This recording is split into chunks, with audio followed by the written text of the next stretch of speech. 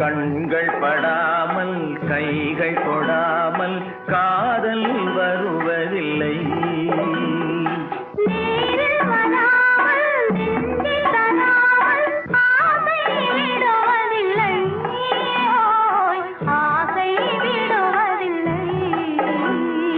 தொட்டால் பூமலரும் தொடாமல் நான் மலர்ந்தேன்.